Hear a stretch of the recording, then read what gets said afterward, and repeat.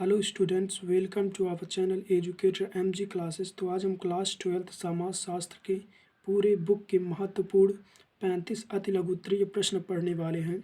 आप चैनल पर नए हैं तो चैनल को सब्सक्राइब कर लेना, वीडियो अच्छी लगे तो लाइक कर देना, बेल आइकन को ज़रूर प्रेस कर लेना। चलिए हम क्वेश्चंस को शुरू करते हैं। हमारा फर्स्ट क्वेश्चन है, सी राइट्स मिल्स कौन थे? आंसर है सी राइट्स मिल्स एक अमेरिकी समाजशास्त्री थे। वह वर्ष 1946 से 1962 तक कोलंबिया विश्वविद्यालय में समाजशास्त्र के प्राध्यापक थे। उन्हें समाजशास्त्र के अभिजात्य सिद्धांत के लिए जाने जाते हैं। हमारा दूसरे नंबर का प्रश्न है, जनसांख्यिकी डेमोग्राफी से आप क्या समझते हैं? आंसर है जनसांख्यिकी जनसंख्या का सुव्यवस्थित अध्ययन है। यह यूनानी भाषा के दो शब्दों से मिलकर बना है, डेमोस प्लस ग्राफीन, जिसका अर्थ है लोगों का वर्णन। हमारा तीसरे नंबर का प्रश्न है, माल्थस का जनसंख्या वृद्धि का सिद्धांत क्या है? आंसर है माल्थस का जनसंख्या वृद्धि का सिद्धांत के अनुसार जनसंख्या में जीवन निर्वाह संसाधनों की अपेक्षा तीव्र गति से बढ़ने की प्रवृत्ति होती है। हमारा 4 नंबर का प्रश्न है, वांध्यकरण का क्या अर्थ है? आंसर है वांध्यकरण का अर्थ ऐसी चिकित्सा पद्धतियों से है जिसके द्वारा गर्भधान और शिशु जन्म को रोका जा सकता है। पुरुषों की शल्य पद्धति को नसबंदी तथा महिलाओं की शल्य पद्धति को नलीबंदी कहते हैं। 5वें नंबर का प्रश्न है, समाज को परिभाषित कीजिए। आंसर है मैकाइवर व पेज के अनुसार, ये दोनों वैज्ञानिक थे, मैकाइवर और पेज दोनों वैज्ञानिक थे।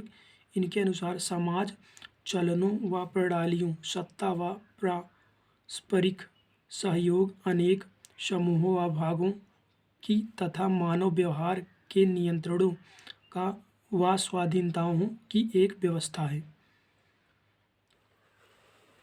6 नंबर का प्रश्न है, जाति क्या है? आपसे पूछ सकता है जाति क्या है, ऐसे पूछकर जाति की परिभाषा बताइए या जाति से आप क्या समझते हैं, तो आपको आंसर एक ही लिखना है। या कई तरह से पूछ सके, जाति के बारे में पूछे तो आपको आंसर केवल यही लिखना है। जैसे जाति एक व्यापक शब्द है, आंसर है जाति एक व्यापक शब्द है जो किसी भी चीज़ के प्रकार या वंश किस्म को संबोधित करने के लिए इस्तेमाल किया जाता है। इसमें वस्तु, पेड़ पौधे, जीव जंतु आदि शामिल हैं। अगला प्रश्न है, वर्ड से आप क्या समझते हैं या वर्ड किसे कहते हैं, वर्ड की परिभाषा बताइए। तो आपको लिखना है आंसर है। क्वेश्चन आपको कई तरह से पूछ सकता है वर्ड की, अगर आपको उस वहाँ पर कहीं दिखाई दिया वर्ड के बारे में कुछ पूछा है तो आपको सीधा यही आंसर लिख के चले आना है, छोड़ना मत बिल्कुल। आंसर है वर्ड का शाब्दिक अर्थ रंग होता है। समाज में ब्राह्मण, क्षत्रिय, वैश्य, शूद्र, इन 4 श्रेणियों के विभाजन को वर्ड कहा जाता है। अगला क्वेश्चन है, सांस्कृतिकरण से आप क्या समझते हैं? आपसे पूछ सकता है सांस्कृतिकरण से आप क्या समझते हैं, सांस्कृतिकरण क्या है, सांस्कृतिकरण से आप क्या समझते हैं और इनकी अवधारणा किसने दी है? तो आपको आंसर एक ही यही आंसर लिखना है। आपको क्वेश्चन कई तरह से पूछेगा, हम 2 प्रश्नों में भी बता चुके हैं, तो आपको आंसर यही लिखना है यदि आपको सांस्कृतिकरण के बारे में बात किया गया हो। तो आंसर हम देखते हैं, सांस्कृतिकरण एक ऐसी प्रक्रिया का नाम है जिसके द्वारा निम्न जाति के सदस्य उच्च जाति के को अपनाकर अपनी सामाजिक परिस्थिति को उच्च या ऊंचा करने का प्रयास करते हैं, सांस्कृतिकरण कहलाता है। 9 नंबर का प्रश्न है, वर्ग से आप क्या समझते हैं या वर्ग किसे कहते हैं? तो आपको आंसर लिखना है, वर्ग आरक्षित परिस्थिति पर आधारित होता है। व्यक्ति अपनी शिक्षा, योग्यता, ज्ञान से वर्ग को उच्च कर सकता है या ऊंचा कर सकता है। वर्ग को 3 भागों में विभक्त किया गया है। नंबर 1 है निम्न वर्ग, नंबर 2 है मध्य वर्ग, मध्यम वर्ग, नंबर 3 है उच्च वर्ग। अगला 10 नंबर का प्रश्न है, जाति और जनजाति में अंतर स्पष्ट कीजिए। आपको एक तरफ लिखना है जात, दूसरी तरफ लिखना है जनजात, बीच में एक लाइन खींच देना है। इसमें सबसे नंबर 1 पहले पे कम से कम आपको 3 अंतर तो बताना ही है, उससे कम मत लिखना। नंबर 1 है जाति जन्म पर आधारित एक सामाजिक व्यवस्था है, और जनजाति में वर्ग कर्म पर आधारित एक सामाजिक अवधारणा है, अवधारणा पर नहीं है। अब जाति में हम देखते हैं, जाति में गतिशीलता का अभाव पाया जाता है। नंबर 3 जाति एक स्थिर अवधारणा है। नंबर 4 जाति समाज में एक अनौपचारिक व्यवस्था है। अब जनजाति में देखते हैं, वर्ग में गतिशीलता व्याप्त होती है। नंबर 3 वर्ग एक अस्थिर अवधारणा है। नंबर 4 वर्ग समाज में एक औपचारिक व्यवस्था, समाज में एक औपचारिक व्यवस्था है। हमारा 11 नंबर का प्रश्न है, मातृवंशीय परिवार से आप क्या समझते हैं? आंसर है ऐसा परिवार जिसमें माता परिवार की मुख्य होती हैं उसे मातृवंशीय परिवार कहलाता है। जनजातियों में ऐसे परिवार पाए जाते हैं। अगला 12 नंबर का प्रश्न है, नातेदारी को परिभाषित कीजिए। नातेदारी जो है लघु उत्तरी में भी पूछा जाता है। यदि नातेदारी के बारे में पूछे तो आपको लिख के जरूर आना है।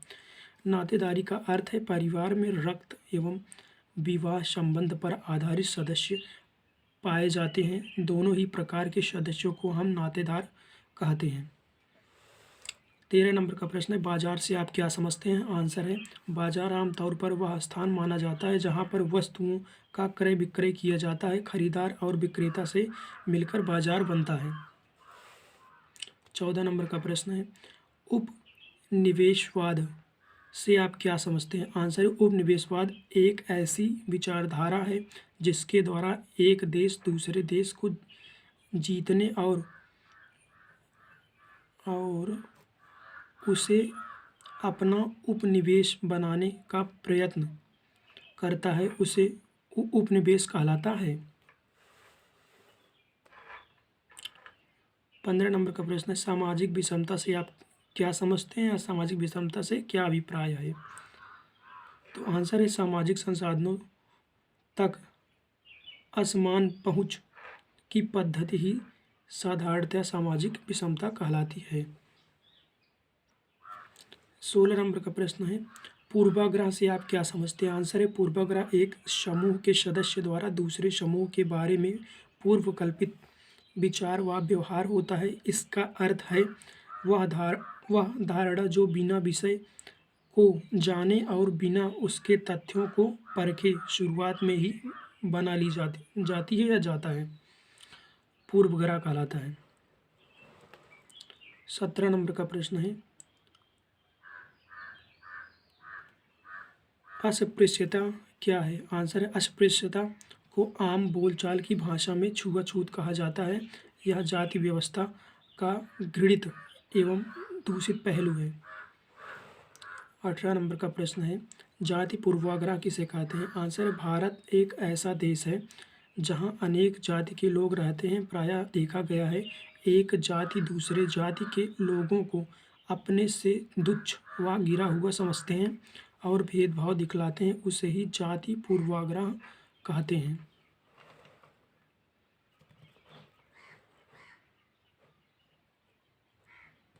19 नंबर का प्रश्न है, अंतर्विवाह को समझाइए। अंतर्विवाह किसे कहते हैं?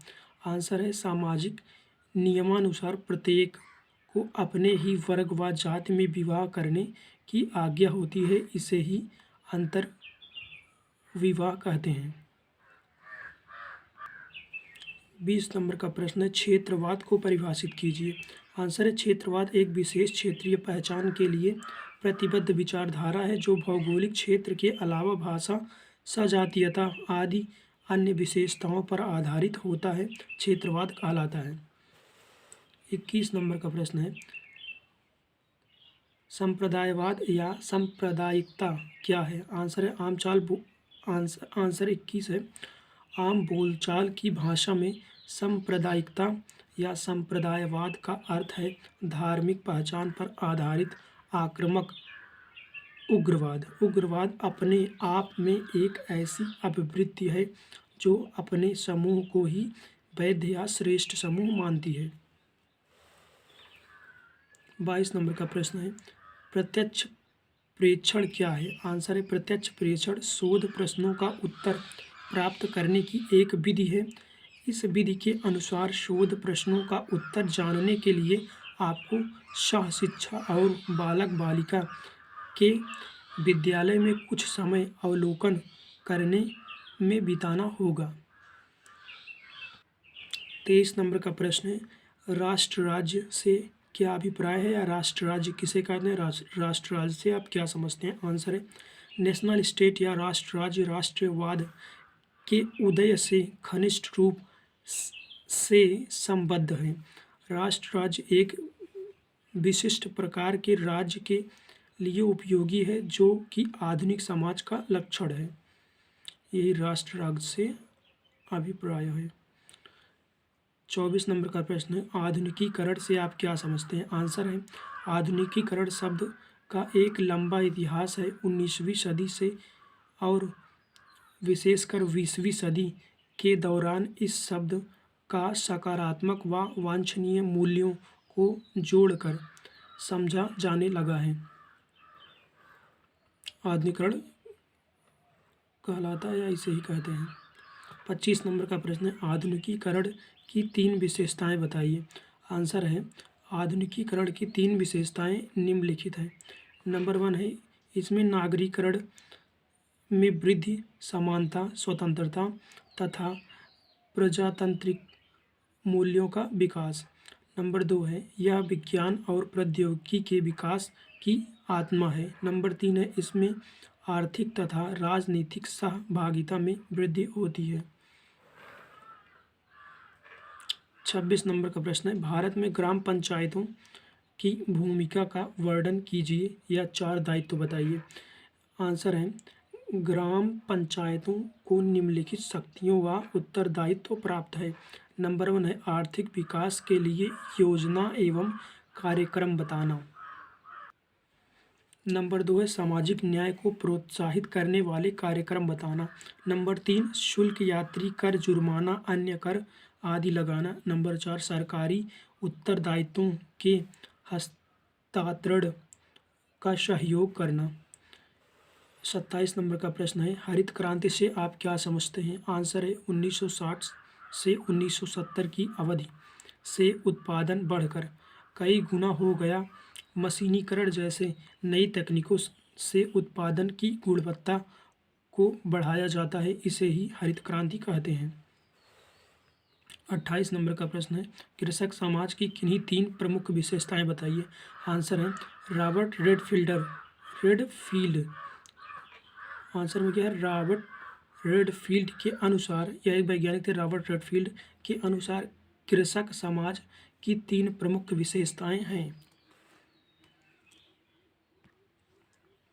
नंबर 1 है, कृषक समाज के सदस्य अपना जीवन यापन भूमिका को जोतकर करते हैं। नंबर 2, कृषक समाज एक अविभेदिकृत एवं स्तरीकृत समुदाय है। नंबर 3, आर्थिक आधार पर कृषक समाज अन्य समाजों की भिन्नता के लिए होते हैं। 29 नंबर का प्रश्न है, ग्रामीण समुदाय क्या है? आंसर है साधारण शब्दों में ग्रामीण समुदाय के लोगों का एक अस्थायी समूह है। इस समूह के सदस्य एक निश्चित भूभाग में निवास करते हैं, कृषि के साथ साथ पशुपालन भी करते हैं, ग्रामीण समुदाय कहलाता है। 30 नंबर का प्रश्न है, औद्योगिकीकरण की 3 विशेषताएं बताइए। आंसर है औद्योगिकीकरण की 3 विशेषताएं निम्नलिखित है। नंबर 1, यह मानवीय शक्ति की अपेक्षा मशीनी शक्ति पर बल देता है। नंबर 2, इसके कारण प्रति व्यक्ति आय और राष्ट्रीय आय में वृद्धि होती है। नंबर 3, यह प्राकृतिक संसाधनों के अधिकतम तथा योजनाबद्ध दोहन पर बल देती है। 31 नंबर का प्रश्न है, भूमंडलीयकरण का क्या अर्थ है? आंसर है भूमंडलीयकरण का अर्थ समूचे विश्व के सामाजिक एवं आर्थिक संबंधों के विस्तार के कारण विश्व में विभिन्न लोगों, क्षेत्रों एवं देशों के मध्य अतः निर्भरता की वृद्धि से है। यही भूमंडलीयकरण का अर्थ है। 32 नंबर का प्रश्न है, डिजिटल इंडिया क्या है? आंसर है डिजिटल इंडिया भारत सरकार की एक पहल है। इसके तहत सरकारी विभागों को जनता से जोड़ा जाता है।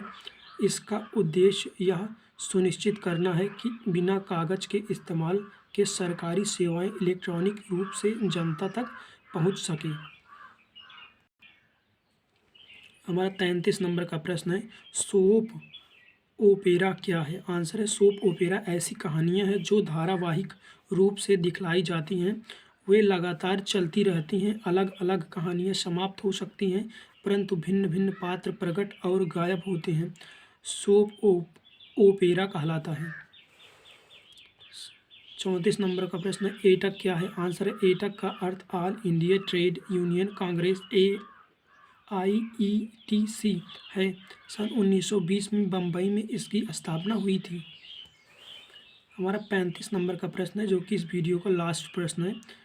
सामाजिक आंदोलन को परिभाषित कीजिए। आंसर है, ब्लूमर के अनुसार, ब्लूमर एक वैज्ञानिक थे जिन्होंने यह अवधारणा दी है। ब्लूमर के अनुसार सामाजिक आंदोलनों को जीवन की एक नई प्रणाली स्थापित करने के लिए सामूहिक प्रयास कहा जा सकता है। तो वीडियो को यहीं पर समाप्त करते हैं। हमारे टोटल 35 प्रश्न हो चुके हैं, जो कि पूरी बुक के मोस्ट इम्पॉर्टेंट 35 प्रश्न थे। जैसा कि आप सब जानते हैं, आपको 7 तारीख को समाजशास्त्र का पेपर है, तो पेपर में जाने से पहले इन प्रश्नों को आप ज़रूर से ज़रूर देख के जाना। इसके बाद हमारी अति लघु उत्तरीय की भी मोस्ट इम्पॉर्टेंट प्रश्न आने वाला है। उसके बाद दीर्घ उत्तरीय का भी मोस्ट इम्पॉर्टेंट प्रश्न आएंगे। तो आप चैनल पर नए हैं तो चैनल को सब्सक्राइब कर लेना। वीडियो अच्छी लगे तो लाइक कर देना। बेल आइकन को ज़रूर प्रेस कर देना। चलिए, धन्यवाद।